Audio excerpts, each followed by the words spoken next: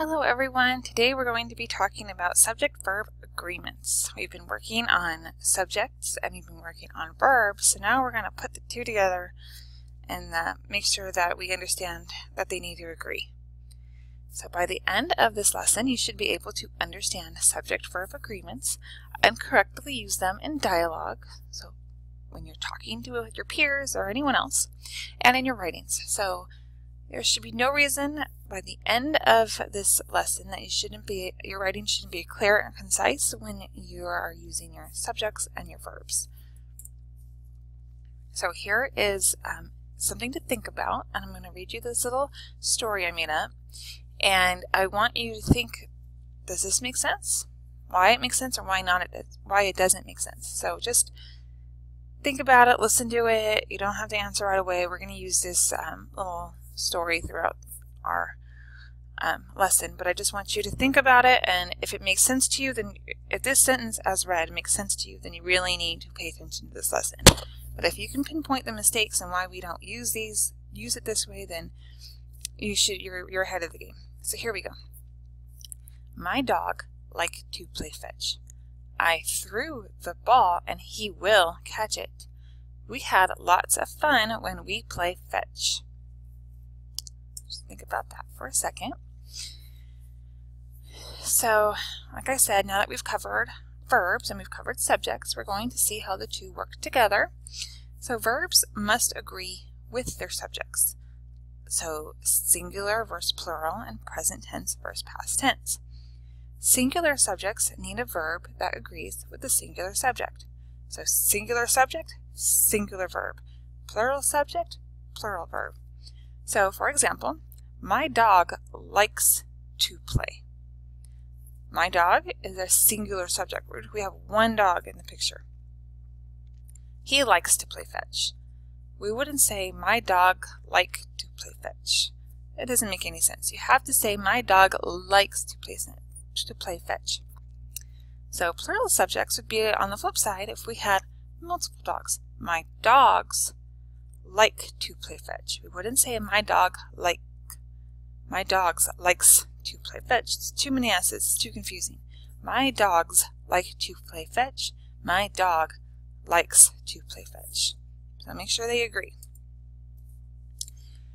It is important to also keep in mind the tenses or the times in which you were speaking. My dog likes to play fetch implies that a dog currently enjoys playing. It is present tense, so we need to make sure that we keep the theme going.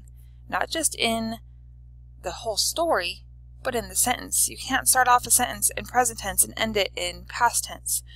Your readers will get lost. So you need to make sure that if you're starting a sentence and you're talking about your dog enjoying to play fetch now, then the end of your sentence also needs to agree. You can't start it and change it. It's too confusing. Your readers are going to get lost.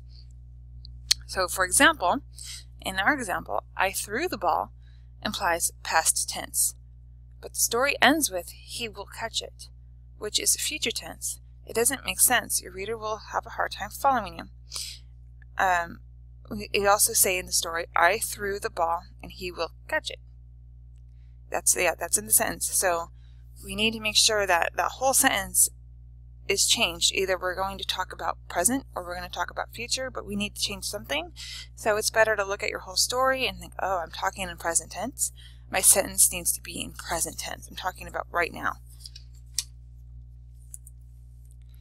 So I've attached some videos here for you to watch. They're fun, cute little videos that might go into depth a little bit more and give you a little bit more background. If you're having trouble following me on this lesson, maybe that's a good idea for you to come back and watch these when you have time. They're just a couple minutes long. They're not very long. Over here, I have some worksheets. Now, if you come over here and do the worksheets first and think, I get this, I don't need to do the videos, then that's fine. Become prepared, ready to work on these in class, because we will go over them in class, as a class.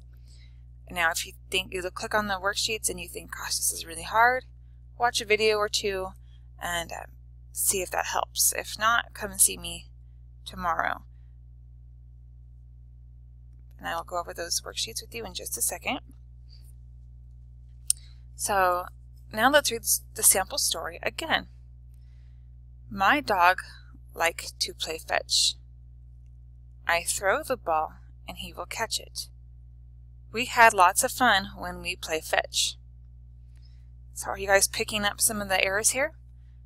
My dog, singular subject, like is a plural verb. So maybe it's something we need to think about. My dog likes to play fetch, or my dog like to play fetch. I threw the ball and he will catch it. Well, I threw is past. I just threw the ball. You say, I throw the ball. I threw the ball, it already happened. He will catch it is future. I throw the ball, or when I throw the ball, he will catch it. Makes more sense that way. Sorry. I completely skipped ahead there. Sorry, guys. Okay. So now let's make those corrections. My dog likes to play catch. My dog is singular, so we need a singular verb. My dog likes to play catch. I throw the ball and he will catch it. The first sentence is present tense, so we need to keep that going. I throw needs to be used in present tense. And it cuts off here, I'm sorry. But let me see if I can get out of here. Okay, and you can see it there. We have lots of fun when we play fetch. Again, that doesn't agree with the tense we want.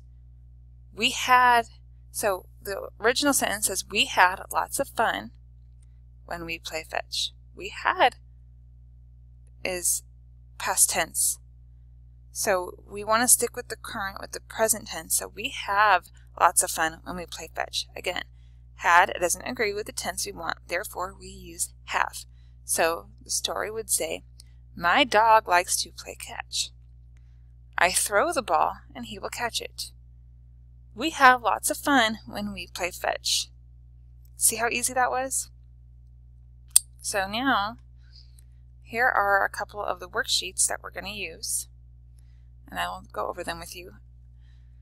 So this, we're just going to fill in the blanks with the correct plural or singular verbs all the way down. And then this one you're going to circle that, and then you're going to complete the sentence however you want. So the elephant bring me food, or the elephant brings me food. Okay, so you guys really need to just do that. It shouldn't take you more than a couple of minutes. You don't even have to have them filled out. I want you to just look at them now, make sure that you understand it, and that you're ready to come in tomorrow, ready to talk about it and discuss it. Okay. Our second worksheet, and we'll be doing this one tomorrow as well, is basically the same in a sense. You're just going to read the, for example, my brother plans to come visit. So you're going to write down, you're going to circle when you think is best, the singular or the plural. And then you're going to write, is that singular or is that plural? So my brother is what? Singular. Not my brothers. That would be plural. My brother. So you need a singular verb. Plans. My brother plans to come visit. Not my brother planned to come visit. So you're going to do that all the way down. And then you're going to write your own example sentences on the lines below. So that should be easy enough. And then we'll talk to you tomorrow about this. So if you are doing the worksheets and you're watching the videos and you still don't understand it, please come and see me. I'm going to put links to all of the videos and the worksheets in the notes in the YouTube video, so there's no excuse why you shouldn't be able to get this done. So you guys have a great